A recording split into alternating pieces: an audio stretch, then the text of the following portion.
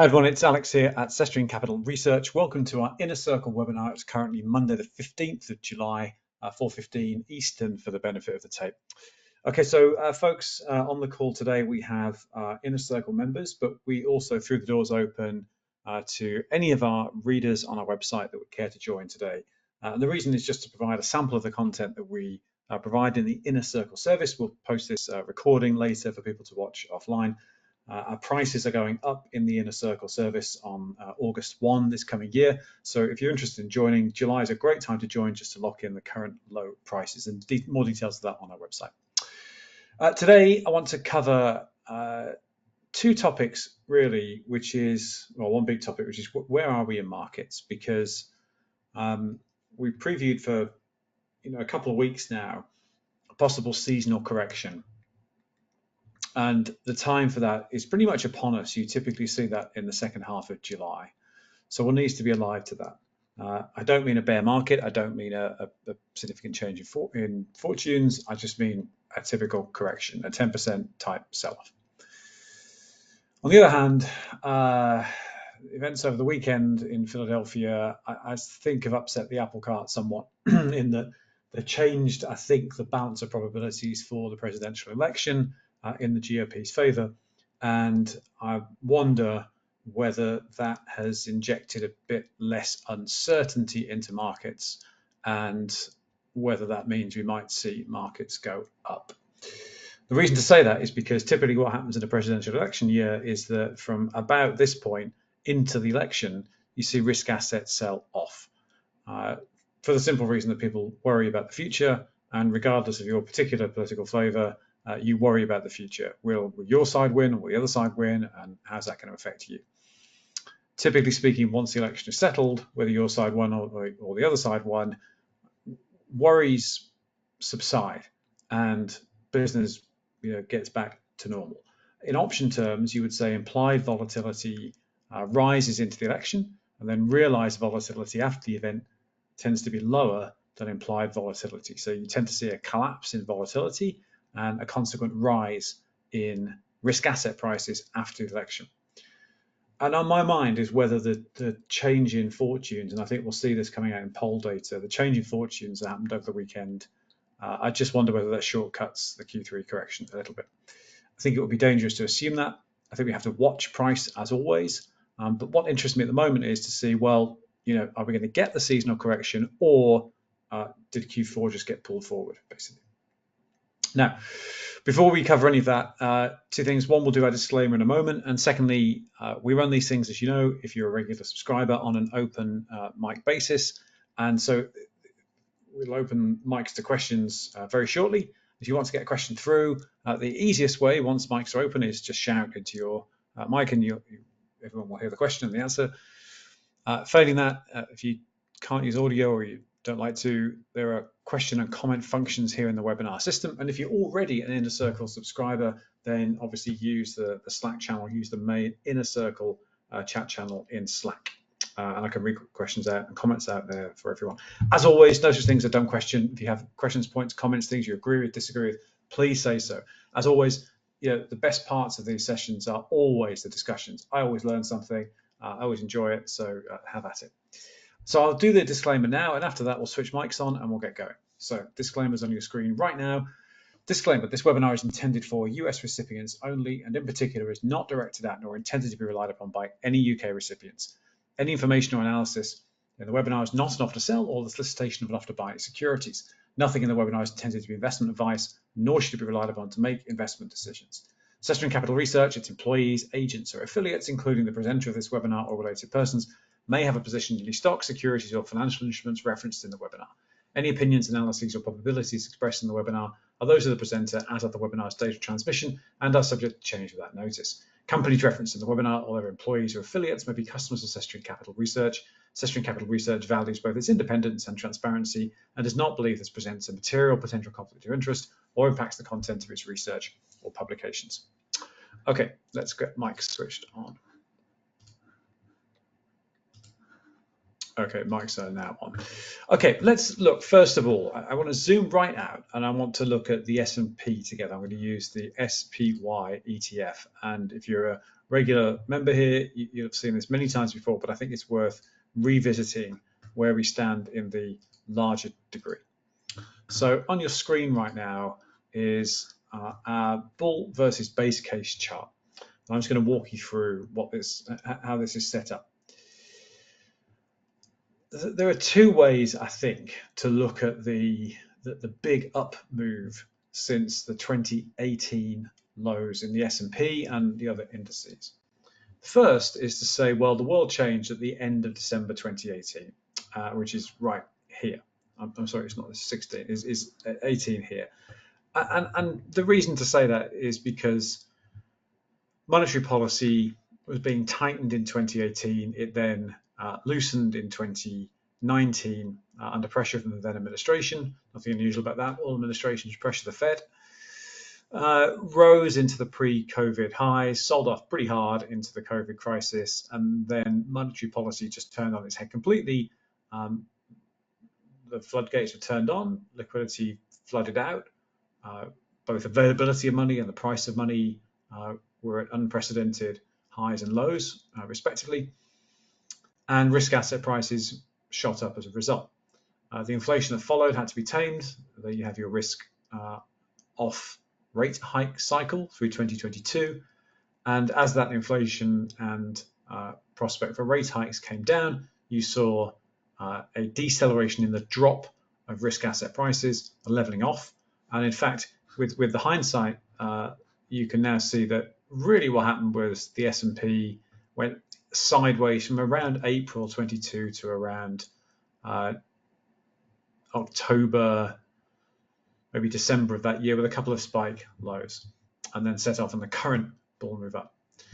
And so again, I think there's two ways to look at this. You either chart the trade point zero way back here. In the case of the S&P, back to 2016, when there was a sell-off into the election year. In the case of the Nasdaq, late 2018, and you say, well, look, the COVID crisis low, that must have been a wave two, because, well, why? Because look, it's a classic wave two.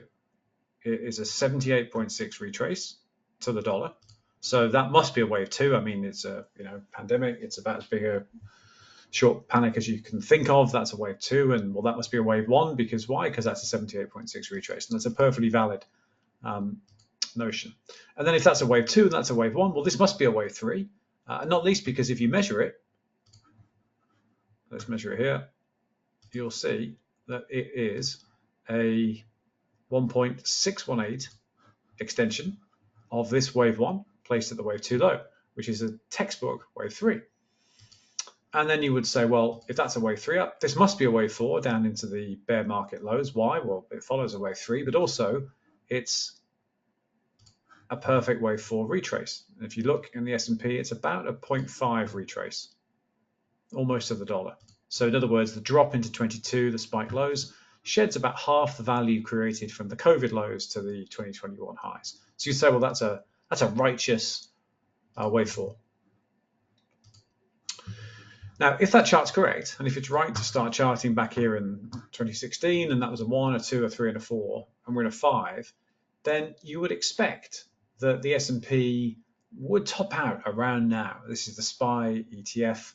You would expect that it would come to a halt somewhere between about 500, which is the 0.5 extension of the wave 1 to 3 placed at the wave 4 low, or maybe 587, which is the 78.6 extension of the same.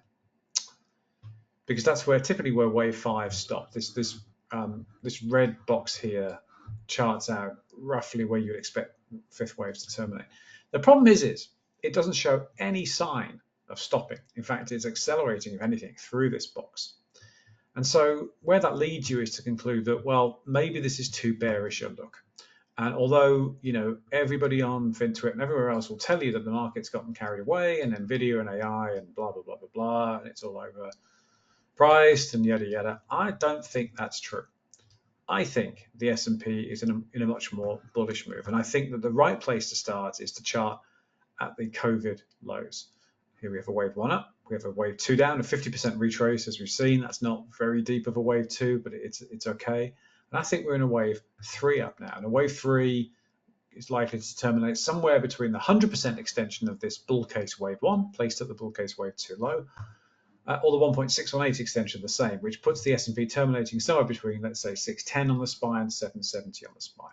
Now, I think if you tried to convince everyone that SPY were going to hit 770 in the next year or two, they probably look at it like you were nuts, and that may be. I think if you told everybody that SPY was going to hit 610 from the current 560, probably people would nod their heads and go, yeah, probably will. Well, if you told them that 6 months ago, they look at you with those same you're nuts eyes.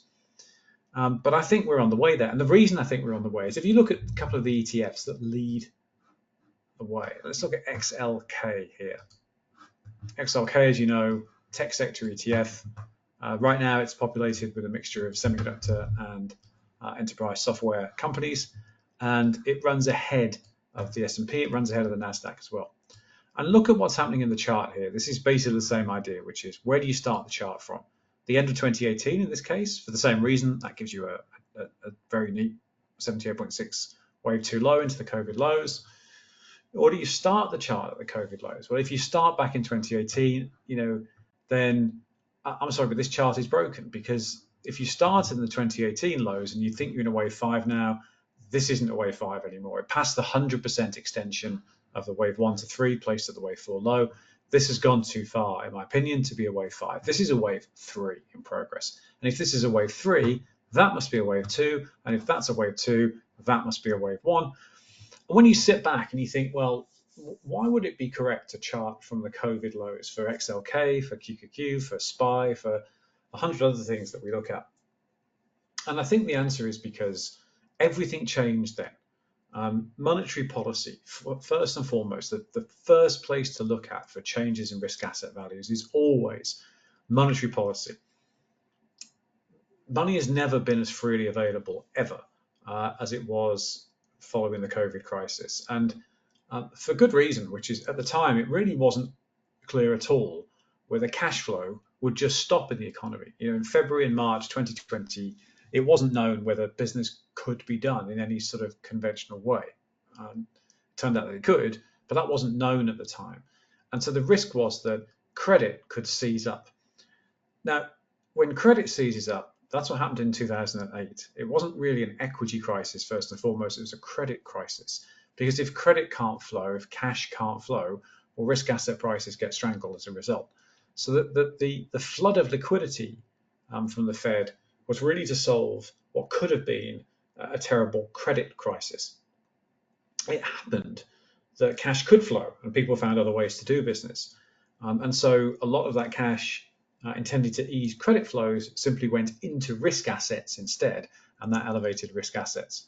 It also turned out that you could spend a lot of that money in a fairly conventional way, and together with risk asset prices, that pushed up retail prices, and along came inflation.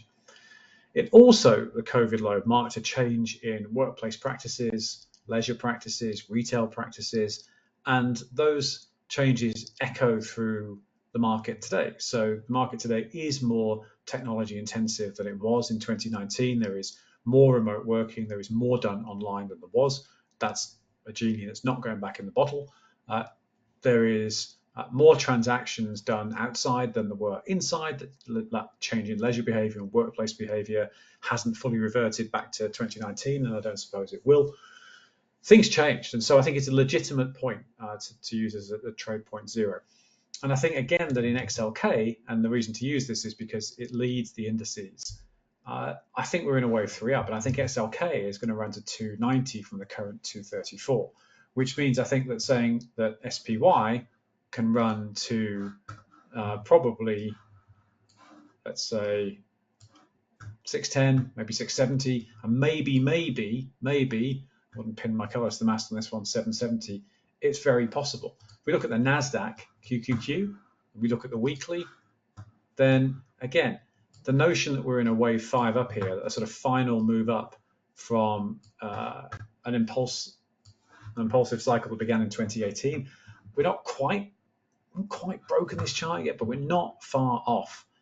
And if we're in a wave 3, again, same logic as XLK and SPY, if you have to chart from the COVID lows, then QQQ can run to, certainly 520, maybe 580, and maybe 685. Now, again, that's not going to happen tomorrow, if it happens at all. And one can be a lot more confident about 521 than 580, and a lot more confident about 580 than about 680. But these things are technically possible based purely on pattern recognition. The beauty of this Elliott wave and Fibonacci system is it pays no heed to opinion, PE multiples, any of that. It simply measures price as a function of prior price. It's just looking at typical patterns that happen in price changes. So an Elliott wave chart, a Fibonacci chart, doesn't know anything about the news, and that's right. It doesn't know anything about valuation multiples. It doesn't know anything about what the kid at the bus stop thinks about NVIDIA. It's just looking at price relative to price. It's the purest kind of analysis you can do. Technical analysis is the purest price method because it's only looking at price. Now, it could be incorrect, of course, but it is absolutely free of, if you like, emotional input. One's not having any opinion on, well, what's the earnings multiple the S&P or the NASDAQ could reach? Well, that must be the terminal price then. It's simply looking at price patterns. And in our work at Cestrian, we found this method to be a pretty good way to project where securities prices may get to. And we've also found it a way to work out, well, if securities prices reverse and fall, how far might they fall? We can measure typical retracements and see how far they fall. Let's look at the Dow. The Dow has lagged the S&P and the NASDAQ, and whether we're in a wave 5 or wave 3 now, in either scenario, and again, I think we're in a wave 3, I think the Dow has quite some upside yet. It's just started to move. It made a new high probably today and last week. Has just started to break out of this range. It's been in since March on the DIA between around 400 and let's call it 380. Just looks like it's thinking about breaking out of that. And the Russell, here's IWM, maybe has broken out of this 160 to 200 range that it's been in for more than 2 years now. And so we've said for a long time, a break over 200, holding 200 as support, bullish. And so this big candle you see last week, a smaller move up today. This is a weekly chart here. Maybe the Russell has broken out too. So at a zoomed out level, equities look pretty good. I would just zoom in and think about a near-term correction. Let's look at the S&P first, and let's look at using ES futures here, and we are adjusting for contract date changes to try to make this a simpler chart. Now, if we go back to the bear market lows here, October 22, and we start to chart from there, that's a righteous low for a zoomed in chart. The wave 1 up into February 23, a 61.8 retrace into March 23, and the current move we're up in here now, this is a wave 3 up. It must be a wave 3. It's a big move, very powerful, unstoppable bull market. If you're on the wrong side of this, it hurts. That's a wave 3. And right now, it's past the 1.618 extension of this prior wave 1 placed at the wave 2 low. It's past the 200%. It's past the 2.236 extension. Where could it get to? Well, it might hit that 2.618 extension at 58.90 on the ES futures. Now, 2.618, that's a big extension for the S&P. So as a, if you like, base assumption, I would be expecting some resistance up there, and I would be expecting a seasonal Q3 sell-off, probably into the election, and then a run-up after the election, whoever wins, as worries subside and people get on with business. Again, people just worry about election outcomes. People worry about whether their own side will win, the other side will win, and in pretty much all elections so far, the reality on the other side of the election has been not as bad as anybody was expecting. So we may see some resistance soon and a sell-off. If we look at the recent moves, here's the 19th of April low. We get a 1, 2, 3, 4, 5 waves up into the 20th of June. Sideways consolidation. No real sell-off, I should note, just sideways consolidation at the end of the cycle. And we're now in, I think, a wave 1 up, which might reverse soon, and we might get a little bit of a sell-off before a further push up. So I think the S&P probably is due a short-term retrace. It might hit 58.90 on the ES futures, and we may see a sell-off down to 5,200, something like that. Just on a purely seasonal basis, you might expect that.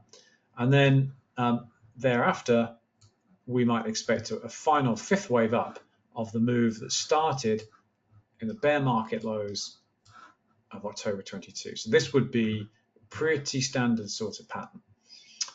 Let's look at the NASDAQ and zoom in here, and let's look at the same chart. Bear market lows here. Hang on 1 second. Bear market lows here, January 23, which retested the lows. A 1 up, 2 down into March, wave 3 up, 200% extension, 4 down into November, and the 5th wave up that finished in March this year. We then get meaningful correction in the NASDAQ from March 24 down to April the 19th. We get this characteristic A, B, C correction. We then get a 5-wave move up, 1, 2, 3, 4, 5, which finished on the 20th of June. We then get another sideways consolidation. There's 5th wave high, 20th of June. Sideways consolidation again. No sell-off, nothing material, and that's important. That tells you just how bullish a bull market we're in right now, which is when these 5th waves come to an end, you get sideways consolidation. You don't get a big correction.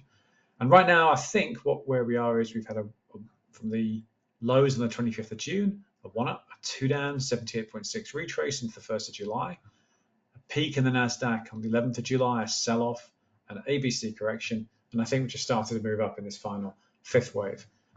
We said last week, probable support in this box on the NQ futures logic. It was the 50% retrace of this wave 3 up. It did hold there. We'll see if that continues to be the case. But for now, that's where we stand. And again, if you just sit back and look at the NASDAQ, you would say, probably due a seasonal correction into the rest of Q3. Around the middle of July is when you typically expect to see that. July is a pretty good month for equities on the whole. On average, August and in particular September tend to not be all that great. Let's finally look at the Dow and the Russell. Let's zoom in. This is Dow futures. Really nice move here. This is the April 19th low, a 1 up, a 2 down, a really deep wave 2 correction, and then we start this current wave 3 up, and we've had the 1, 2, we're in a 3 of 3 at the moment, which is why the Dow is moving up so strongly. And finally the Russell, which is looking like it might break out. Here's the April 19th low, wave 1 up, wave 2 down, 61.8 retrace for the wave 2 low, actually between the 61.8 and the 78.6, so a real wave 2, and thought about it for a while, and then rip, looks like a wave 3 up in progress. So equities look bullish. We've seen strength move from the S&P into the Russell and the Dow. That's very often a leading indicator. You very often see the Dow and the Russell rip up and out of a consolidation zone before the S&P and the NASDAQ. The Dow did that in October 22, for instance. It started to move up out of a bear market before the S&P and the NASDAQ.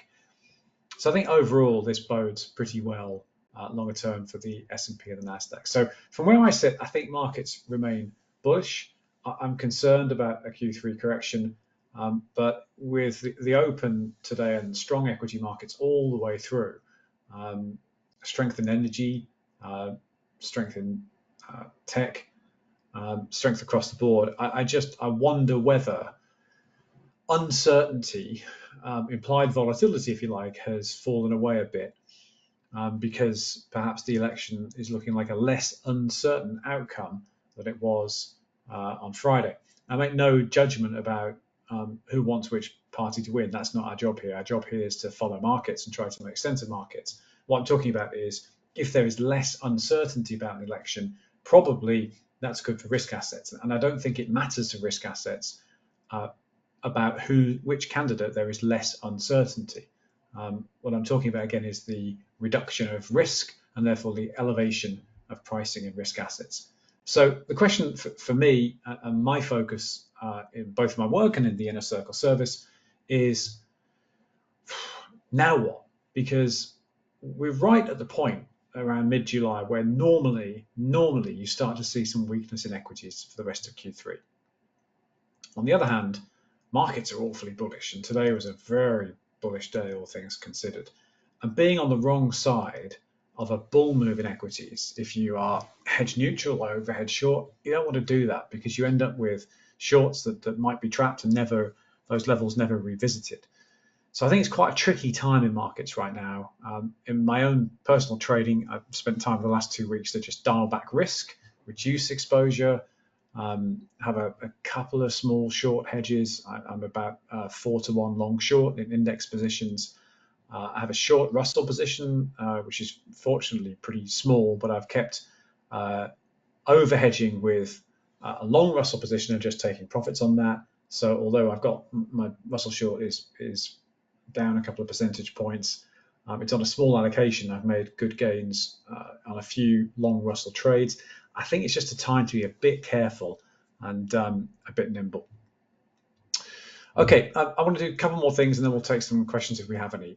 The other thing that happened today is the VIX started to rise. So contrary to everything I've just said about implied volatility, when the VIX is rising, that tells you that demand for puts, S&P 500 puts, not short-dated ones, 0 DTE puts don't show up in the VIX, but longer dated puts, demand for puts was rising today.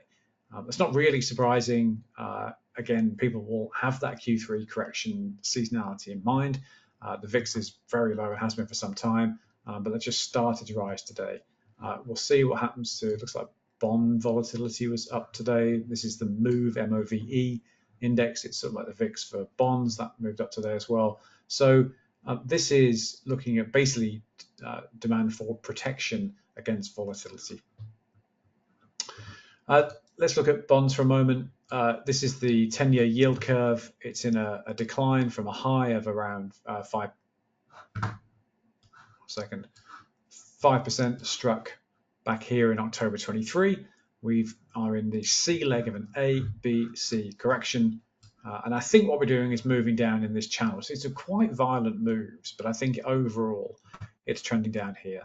And if we get an A equals C correction, which one often does, that will put rates down to the mid to high threes, I would think, which would, I think we have to see a Fed rate cut or two to deliver that, but that I think is where rates are heading before finding support. And what that means is that if you look at the bond ETFs, here's TLT, which is the 20+ year Treasury bond ETF, then you have, it's quite a crazy move, but it's sort of started to move up, I think. Here you have the lows in October 23, a run up, an ABC correction for a wave 2 low, and we started to climb the stairs here, 1, 2, 3. This was a pretty big sell-off at the end of June, but started to climb the stairs again. And I think probably bond prices are going to work out okay, particularly if we see inflation continue to come down and the rate cuts start. Okay, before we go on and talk about a couple of specific items that folks want to discuss, SPY versus RSP, let's take some questions. So I think Ron, you were first.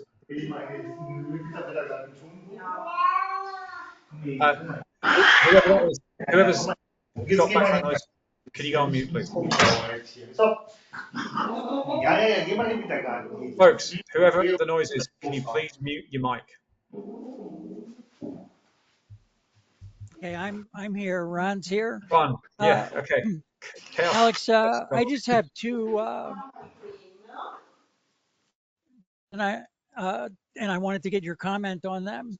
The first is this morning I heard someone say that the Russell 3000, not the 2000 or the 1000, but the Russell 3000 last week, 50% of the stocks in the Russell 3000 reached all-time monthly highs last week.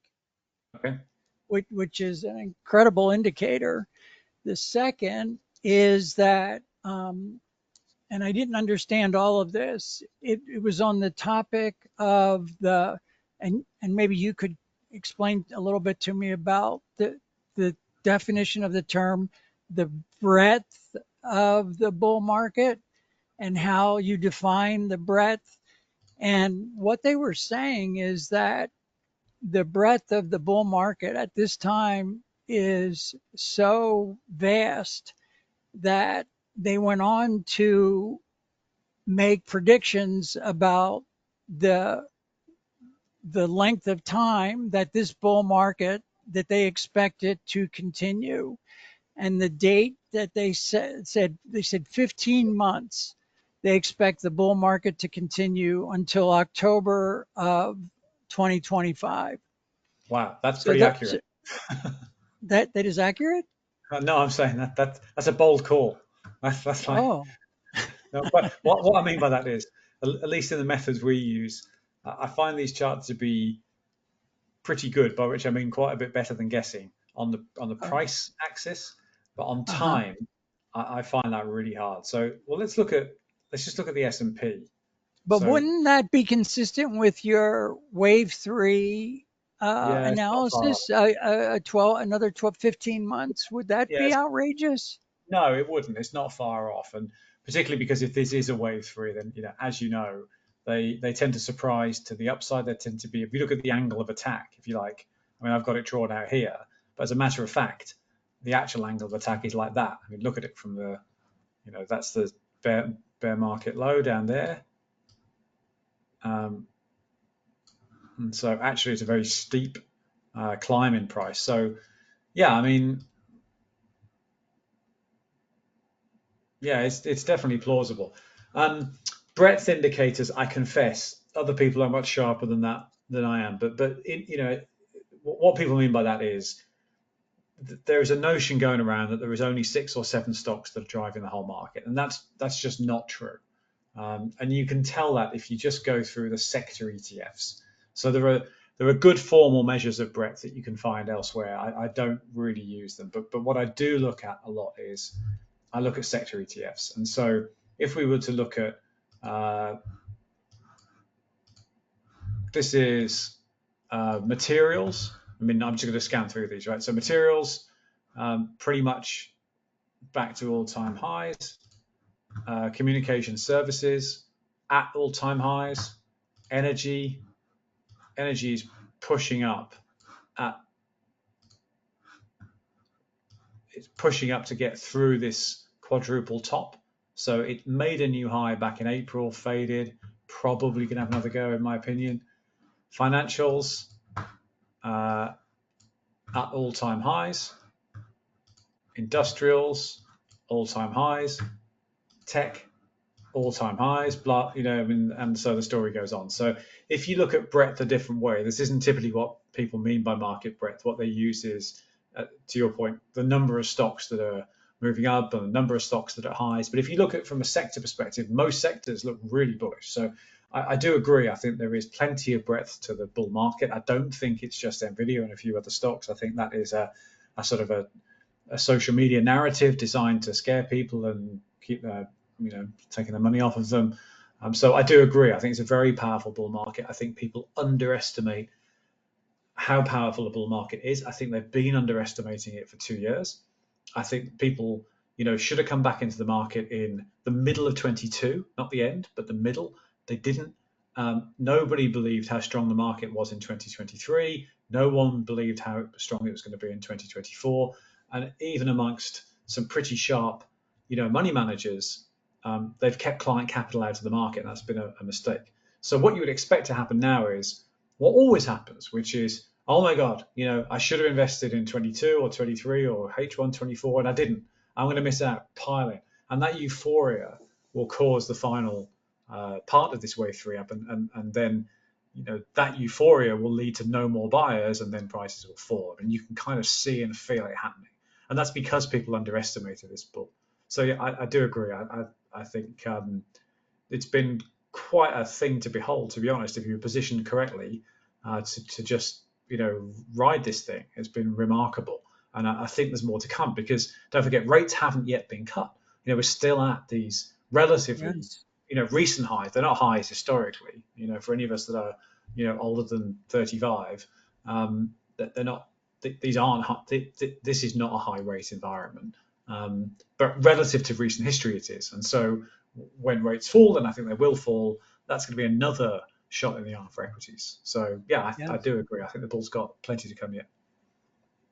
And that would be consistent with the way you started today's webinar with we're not in a wave 5 situation, we're in a wave 3 situation. I We're think not in a so. wave 5 expecting Yeah, a top and a rollover.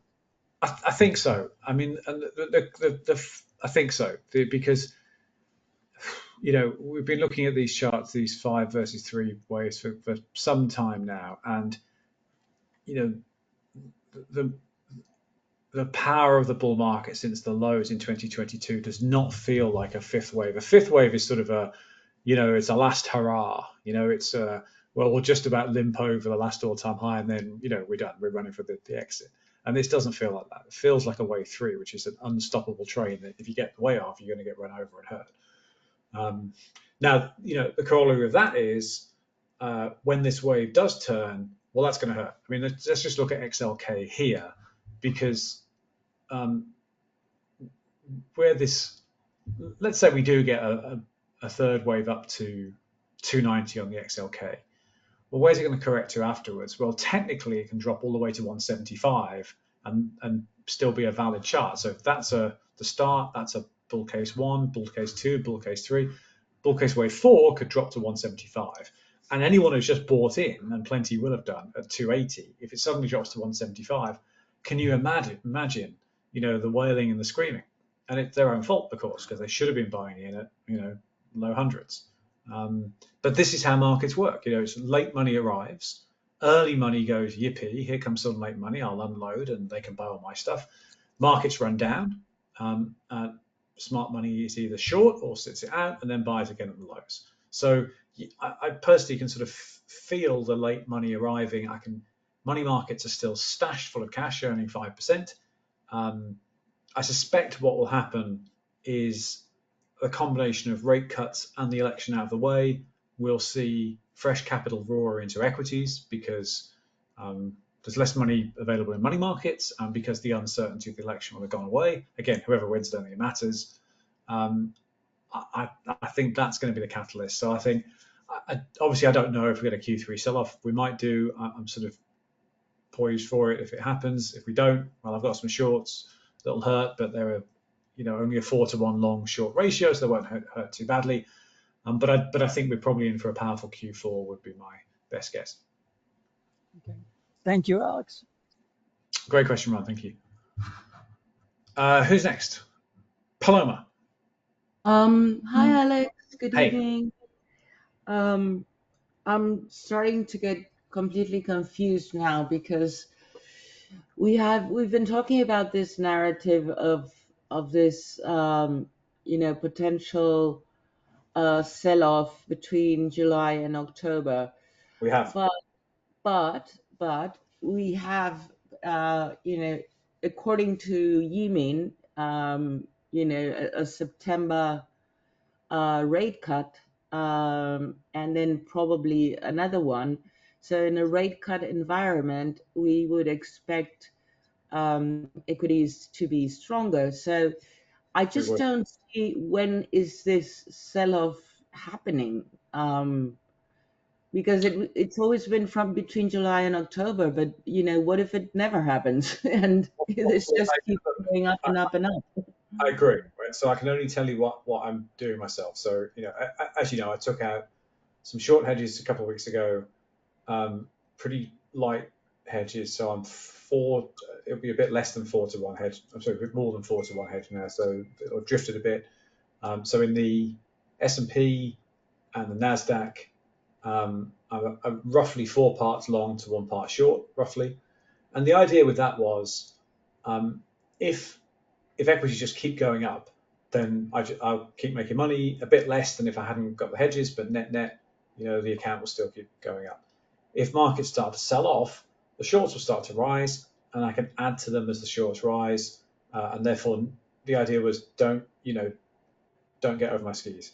I also bought a long VIX position, a relatively small one, for the same reason to see, if there is a rise in demand for puts, the VIX should go up, and that UVXY position should also go up. So that was another sort of form of protection. But I put limited allocation into those short hedges, because the world's worst thing, in my opinion, is to be stuck with trap shorts, the market mooning, and you can't think straight about what to do. You've also seen from trade disclosures, so Inner Circle members get these before any trades are placed, various sort of long scalp zones. So I have a small short Russell position, which is not in very good shape because the Russell's mooned.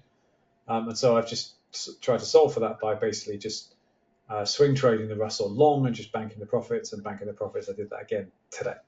So seasonally, and as I mentioned last week, from a flow of funds perspective, as on last week's data, then I want personally to be ready for any Q3 sell-off. The things that are different, now compared to last year or any other year, are, to your point, we are probably on the point of a rate cut cycle. So that you would say would mean, well, this isn't the average year. Just because the average says that there is a Q3 sell-off doesn't mean it happens in every year, and certainly not every year do you see rate cuts happening. The other thing is inflation. It looks like the Fed is a bit late, right? As always, the rate of inflation is coming down pretty quickly. Probably the Fed should have started cutting already, and probably we get a couple of cuts this year.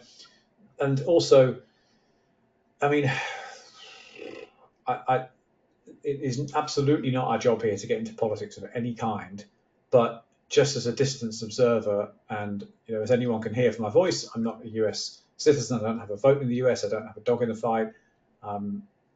But I would say the events of the weekend make a GOP victory more likely, and so that removes, in my opinion, some uncertainty from what's going to happen in Q4. And if there is less uncertainty about the election, and if there is a rate cut cycle on the way, then perhaps that means no Q3 correction. Now, again, another mistake will be to go, oh, it's all fine, pile on the longs.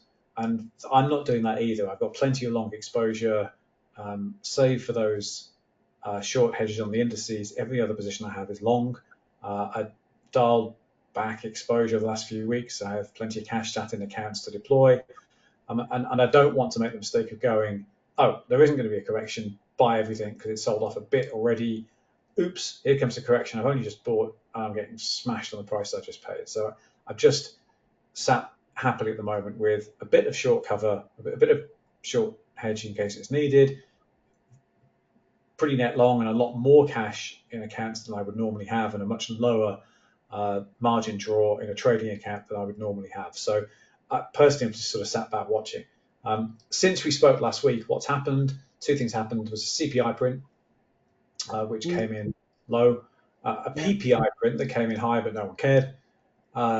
Language from the Fed through the Wall Street Journal and various Fed talking heads that says probably a rate cut cycle is about to start, and then the events of the weekend. So I would say since we spoke last week, my own view has shifted to be, more bullish than I was last week, I would say.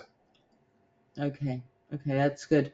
And then the other thing is that, yes, I'm seeing the Russell rally, but I don't believe this rally. I completely agree with you. I absolutely agree. It's kind of like, we're up 6%, but I think that one day we're going to wake up and this is gone with the wind. I agree. I completely agree because why? So let's say there's a rate cut tomorrow. Okay, so what's going to happen? Money will come out of money markets. Why? Because you're earning less in money markets. What are people going to do? Right? Are people going to go, oh, I know, I'm going to buy me some small caps, or am I going to buy Apple or Nvidia or Microsoft? And I don't know, obviously, but I suspect that if you've sat the market out for 2 years, and if you weren't buying at the lows, or you weren't buying, in the October lows of 2023, or you weren't buying in the April lows of this year, and you've sat out this whole time, I don't think you like risk much, and that's fine, So if you don't like risk much, are you really going to pile into a bunch of small caps? I don't think so. I think you're going to pile into the safest issuers in town, which is the S&P 500. So I agree with you, which is why I'm sat, nursing a small loss on a small short Russell position and having to repair it with these long swing trades, because I don't believe it either. But that's just my opinion. Well, I agree with you also. So- So I mean, it's, for personally, again, I've paid for the loss on the TZA position with three ways, right? Three long scalps on TNA, one on AAPB, and one on NVDL. And so I'm net of all those trades, happily in profit on it, but I have an unrealized loss on TZA, and either I, have to keep solving for it. If the Russell keeps going up, that's fine. So at the moment, I'm 3-to-1 long short the Russell, or as I suspect that the Russell fades and the S&P and the Nasdaq recover, because for the life of me, why would you want to own all this basket of stuff when you could own the S&P 500? I don't know. So I'm with you. I don't believe this is a real rotation into small caps. I can't see the logic for that. Okay, super. And could you do oil, please? Yeah, of course. Yeah. Hang on. So let's do. And then I'm going to take a question after that. So Prasad, sorry, I know you're waiting. Just 1 second. We'll just do this. Oil. Yeah. So this is WTI futures, ticker CL. I think oil looks pretty good, to be honest. I'm long oil and long UCO. I don't have a huge position, but I have some. I think this looks pretty good. Mhm. I think here's a low back in December 23, wave one up. Correction between the 61.8 and the 78.6. Another wave one up here. I think that might be a pretty shallow wave two. Could be just sideways correction. I think it's looking pretty good. And I think if you look at other energy stocks, they're also looking pretty good. Most of them are up today. I think that's the market saying we think that's a more likely a GOP victory. If there's a GOP victory, I would expect restrictions on exploration, pipelines, all that to get wound back a bit. That's good news for producers and transport companies. So most of those are up today. So I feel pretty good about oil. Okay. What is GOP, by the way? Grand old party, Oh, Republicans. okay, okay, thank you. All right. Great questions, Paloma, as always. Thank you. Prasad, you're on. Uh, Hi, Alex. So question, how are you doing? Great. Thank you. Very good. So question on some of these stocks that have bounced back a little bit from their lows, like Zscaler, Cloudflare. Yeah. Can you review the charts and see if they have more to run, or it's time to just kind of wind off the position, Yeah. and then we talk about MDB and then trace after that. Yeah. Good question. Okay. So let's go through a few of these. It's a good time to do it. Good question. Okay. So here's a Zscaler. So we were talking about charting from the COVID lows. This is a really good example. Here's the COVID crisis low, $37 a share. Absolutely moons. This is this pull forward of demand. This illustrates why I think it's right to start these charts from the COVID lows, because look, why did these things move up so much? One, because money was free, and so why not put it into the highest risk things? But two, there's a huge pull forward in demand for things like cybersecurity, because again, the way of life, the way of doing work changed. So you need more of this stuff. Now, the pull forward was paid for because it wasn't just money that got more expensive and caused this sell-off here in these stocks. It's also that demand slowed a lot. Growth rate slowed here. Why? Because the growth rates mooned here. So they'd sold a bunch of stuff in 2020 and 2021. They probably wouldn't have sold until 22, 23, except the world changed. So anyway, we get this wave one high, $380 by the shouting. Big wave two sell-off. Almost an 88.6 correction. It bottomed low, as you recall, in May of 23, and then what looks like a 1, 2, 3 up. Like all software stocks, it hit a high in February this year, sold off. It put in a pretty much perfect wave four low, so that wave four retested that wave one high, just dipped back into our accumulation zone down here, which was originally set at between 83 and 165, and it started up in what I think is a fifth wave of this cycle that started in May 23. So I personally think Zscaler has some more to run. Now, I trimmed my own Zscaler exposure a couple of weeks back as I moved back into profit on the name. I got far too much exposure to it, but I'd average down, and I just took some small gains on it. I'm now back to a normal sized allocation, but I think this can run up. Yeah, I mean, look at the news today that Google are talking about buying a privately held cybersecurity company called Wiz. Most other cybersecurity stocks are up a bit. Sentinel-1 was up nearly 7 points today. This is a category that's not going away anytime soon, and Zscaler remains one of the leading names. So I feel pretty good about that going up. MDB, you mentioned? And net Cloudflare. And Cloudflare, yeah. Let's do MDB. Yeah, here we go. Same story, really. So this one, we start the chart early because otherwise the chart, just for purely technical reasons, which is the chart just doesn't really work otherwise. So we get a bull market high, November 21, 590, 78.6 correction down into November 22, 133. Big move up. Late January, early February peak. Big dump on earnings, one earnings, two earnings. Found support at around 223 and now at 250. And so I think this can move up. It's not as good quality a company, in my opinion, as Zscaler. The revenue is less secure. It's more of a usage model, although that actually is becoming more fashionable these days. But I think there is money coming back into enterprise software. And so I don't own MDB as it happens. I sold it back in this run up in 23. I didn't buy back in, but I do think this can move up. And if you just look on the volume charts here, where would you say resistance might come in? If you start the clock at the all-time highs. Okay, so if you can get over 290, it can probably get to 326, and the real resistance probably at 360, where you've got this cluster of buys up here. So I would say this is okay for now. Yeah, I think it can run up. Net, Cloudflare. I think that's a good chart. Here's the COVID lows. 14 bucks, 222 bull market high, ABC correction, almost perfect 78.6 correction, retested many times, including up till May of 23. Wave 1 up, 2 down, 3 up, 4 down, retesting the wave 1. And I think we're at a sort of final 5 up now. That can probably get to the low hundreds-ish, I would think. So yeah, I own net, reasonable exposures to that. And again, I'm bullish on that.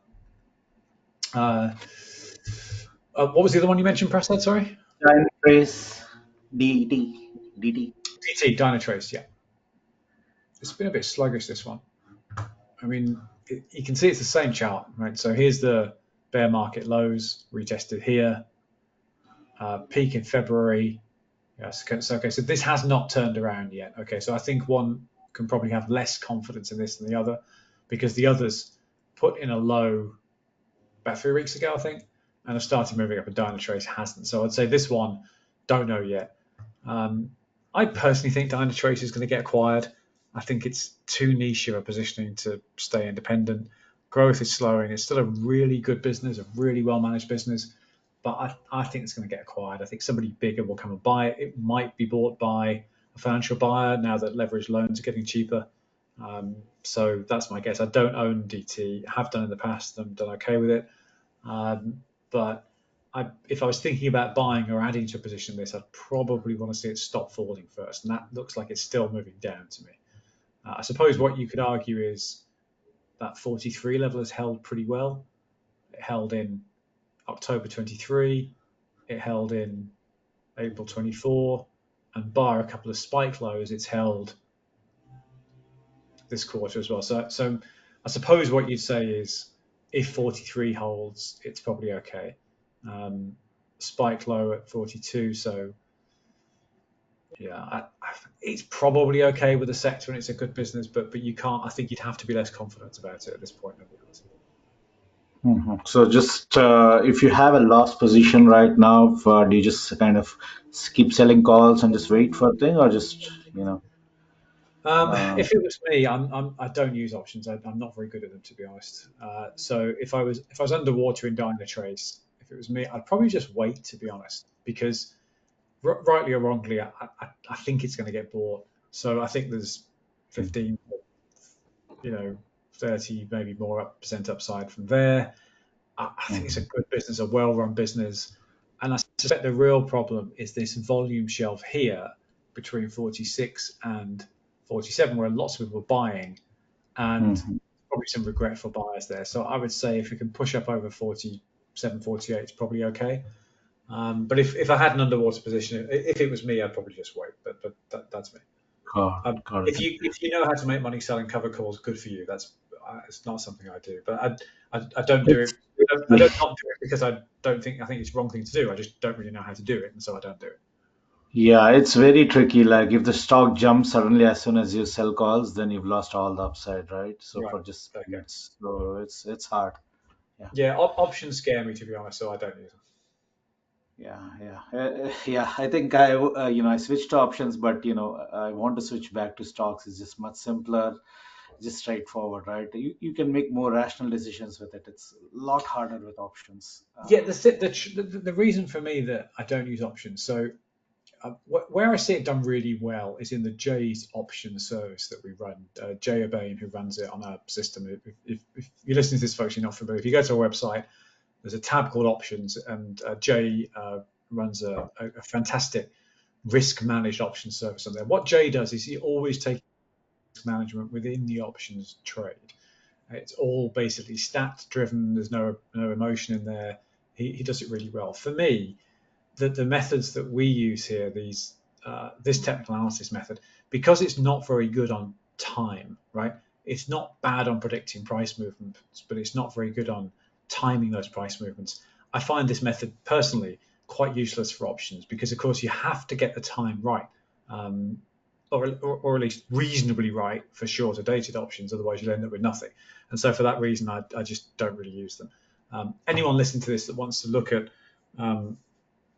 how to do options properly, take a look at that Jay's option service. It's not expensive, and he's very good, and you can learn all about how to trade them well with risk management built in. For me, my method doesn't work for options, so I just don't use them. So one last ticker, Snowflake. Do you think we should add at this point? It's been stuck at this low position. Yeah, It good. went up and came back, came down. Yeah, good question. Yeah, good question. Okay, so what would you say? You'd say it probably found support down here at 122, and if you can zoom in, I think you'd probably say if you measure the move up since then,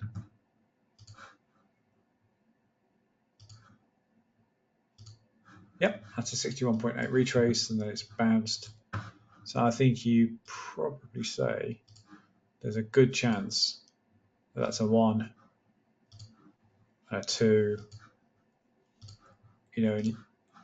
sorry, yeah, and I think there's every chance you could see that sort of move. So yeah, I own Snowflake, not much of it.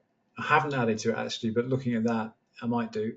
The business has a new CEO. I think the CEO is probably quite competent. You would expect Snowflake to benefit from AI deployments because of the colossal quantity of data generated by AI applications. I haven't really seen it in the stock price yet, but the enterprise software sector is benefiting, I think, from some increased capital allocation. So yeah, I would expect Snow to do well from here. And looking at that, yeah, I might add to it. I'm not going to do it overnight, So, but yeah, I might be okay. so is that like a short-term chart? Like, do you think it's kind of 133 short-term is kind of the bottom, and it's looking like it's going to go up, or with the way Yeah, the I think so. I think if look that 131 level, that's a 61.8 retrace of the move up from these June lows. So that's a meaningful wave too low. So I would say if 131 holds, there's a good chance it can move up. And so how would you think about risk? You'd say if 130 is broken, or the chart's broken, it might just go all the way back down to 122. If 130 or 131 holds, the next thing you're looking for is, does 146 break? If 146 holds as resistance and it can't break through, it's probably going to go off again. But if 146 gets turned into support, then you're probably going to confirm wave 3 that can move up to Well, let's measure it. Where would you move up to?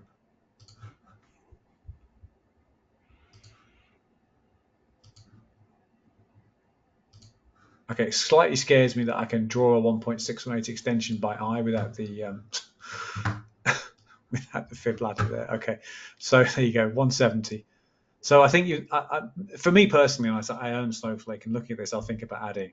I'd say I'd like to see if 130 holds, and if I use stops, which I don't really, but if I did, I'd probably want to stop at 127 or something. See if this holds. If it does, I see. worry How do you about go about 146. adding, right? Like, let's say you want to add some position to Snowflake, right? Like, how would you kind of go about adding, like, stagger it, or like, just generally, what are your thoughts? So if it was me, I, I can't remember what allocation I've got to it, but it's not much. It'll be like 1 unit or something. So if it was me, I'd probably think, well, I might add one more unit if 130 holds, and then let's see what happens. Is probably what I would do. I'm hesitant to put big allocations into single stocks. I prefer to put them into leveraged ETFs because you get, more volatility, which is good, and you can hedge them, which is good, and you can't really do that with single stocks. So I'm always hesitant to put big allocations into single names. But if it was me, I'd go watch 130. If 130 breaks, leave it alone, see what happens. If 130 holds, add a unit. See if 146 can be broken through. If it can, then I would think about adding another unit if 146 became support, and I would see if that could run up to 160, maybe 170, and I'd probably think about selling then, to be honest. That's what I would do. So do you wait for like 4 days or 1 week, like to see that 130 price holding? Like, I can't give you a formulaic answer for that. I tend to just watch it and see what I think. got it. Okay, sounds good. Thanks, Alex. All right, great questions. Thank you. Alex, Paloma, last question before we're done. yeah, just sorry, I know we're out of time. That's all right. Just very quickly, I forgot. I have Micron and I'm underwater. Yeah. Bought it at 143, trading at 130 today. It bounces $5, then it goes down again. It bounces $5, then it goes down again. I don't know what to do with this thing. Should I just Yeah, get rid of it? I hate Micron. I sold mine. Yeah, I know you don't like it. I know. But the reason I think when I think about it, I think the reason I don't like it is because I've never really seen the management team play the capital markets game very well, right? So they there are some CEOs who are artists as regards capital markets, and none more so than the Nvidia CEO, right? Microsoft as well, and Micron. They don't really seem to do this. They don't have the art of sort of helping the stock price navigate through the market. And so when I don't really ever bother listening to earnings calls, but when I used to listen to Micron calls, and they never found a situation they didn't love, even if their revenue was about to drop off a cliff. They tell you why it was all going to be okay, and with a stock that volatile, it isn't. So my problem with Micron is it never really does what you think it's going to do, because on the one hand, there should be colossal demand for high-end memory because of AI. In addition, Samsung's memory plant is on strike, right? So, there's three memory producers at any kind of scale, which is Micron, Samsung, and SK Hynix. There's only three. One of them isn't producing anything right now, and yet demand for DRAM should be off the chart. Therefore, if stocks are related to reality at all, Micron should be up, right? Well, it isn't. It's down. So it's possible. Let's move all this rubbish out of the way. It's possible that what you see here is just some consolidation around that 1.236 extension. It's possible that it rips up from here, and it's possible that the thing moves up to a 200% extension. That's definitely possible. I feel a bit like Micron, the same as I do about the Russell, which is I just don't trust it. And to be clear, I'm not saying I don't trust the management team. I'm saying I don't trust the stock to be predictable, because it never is. So I bailed, to be honest. I took a tiny loss, and I bailed. So I thought this is too hard, and I'd rather own it through SOXX or SOXL or something like that. Yeah. Yeah, I own SMH. So Same. So, yeah, I'd just rather not have the direct exposure. Of course, I'll be wrong now, and it'll be at $200 tomorrow. But that's I, I don't like these stocks where they don't follow typical trading patterns, because if it follows a typical trading pattern, then I think that the game, the dance is being played nicely between the management team and institutions. And if that dance is being danced according to the rules of the dance, then you can have some predictability in the price. But if it's just all over the place, then you're just guessing where the price is going to go next, and I don't much like that. yeah, yeah. Okay, agreed. Thank you very, very much. Welcome. All right, folks, thanks for showing up today. Hang on, I've got one more question in the questions bar. Let's see if it's a quick one. Ron, Apple. Okay, good question. Let's just do Apple quickly. Hold on. To the moon, I think, personally, my view. I'm sticking to my 328 price on Apple. I think it's going to hit 328. That's my view. Chart, very simple. COVID lows, wave one up, 0.5 retrades, wave two down. I'm saying it's going to hit the 1.618 extension at 328. That's my view. Simple as that. I sold my Apple last week just to de-risk a bit, but obviously I own plenty of it through QQQ and U Pro, so I'm very long Apple through levered ETFs. I think the stock's got a really bright future. So that's my view. Okay, right, folks, let's finish up. Thanks all for attending today. Thanks for some great questions, as always. I'll post the recording in an hour or two once it's live.